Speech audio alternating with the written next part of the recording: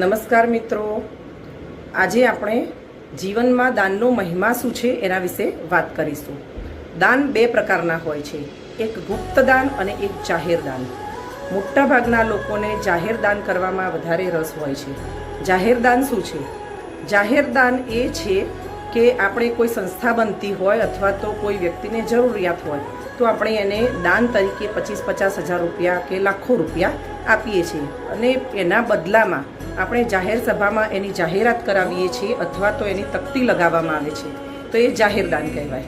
પરંતુ જાહેર દાનનો ગેરફાયદો એ છે કે એ દાન આપણે જે કર્યું છે એનું જે આપણને પુણ્ય મળવું જોઈએ એ આપણા જીવનરૂપી પુસ્તકના પાના પર લખાતું નથી, પરંતુ એ આપણી પ્રતિષ્ઠા વધારવામાં મદદરૂપ થાય છે। એટલે જાહેર દાન કરતાં ગુપ્ત દાનનો ફાયદો શું છે? તો ગુપ્ત દાન એ છે કે જે એ આપણા સમાજમાં પ્રતિષ્ઠા નથી વધારતું, પરંતુ આપણા જીવનરૂપી પુસ્તકમાં એ દાનના બદલામાં આપણને પુણ્ય મળે છે। ગુપ્ત દાન કેવું હોવું જોઈએ? જરૂરી નથી કે આપણે 25-50 હજાર રૂપિયા કે લાખો રૂપિયાનું દાન કરીએ તો જ એ દાન કહેવાય। ગુપ્ત દાન કેવી રીતે? નાની નાની બાબતોથી ગુપ્ત દાન આપણા જીવનરૂપી પુસ્તકના પાના પર લખાય છે।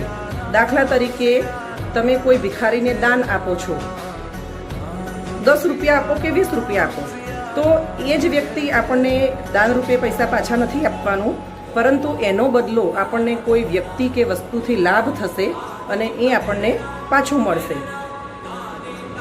એ સિવાય મોટાભાગના લેડીઝને એવી ટેવ હોય છે કે શાકભાજીની લારી પર જાય ત્યારે 25 રૂપિયાનું 250 શાક હોય તો એમાં 5 રૂપિયા કે 2 રૂપિયા ઓછા કરાવીને રકઝક કરીને અને એ શાકભાજી ખરીદતા હોય છે।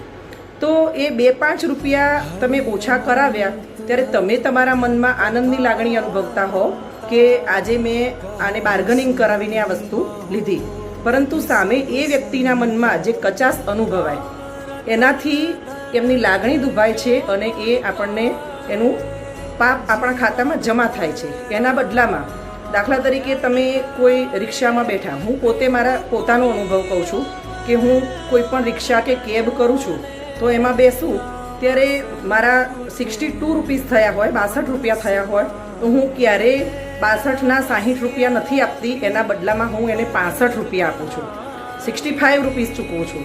કેમ કે એ 3 રૂપિયા જે વધુ એને મળ્યા હોય ને એના બદલામાં એના ચહેરા પરનો જે આનંદ હોય ને એ જોઈને આપણો દિવસ સારો જાય અને એ જે આશીર્વાદ બોલે છે એ આશીર્વાદ મારા ખાતામાં જમા થાય છે।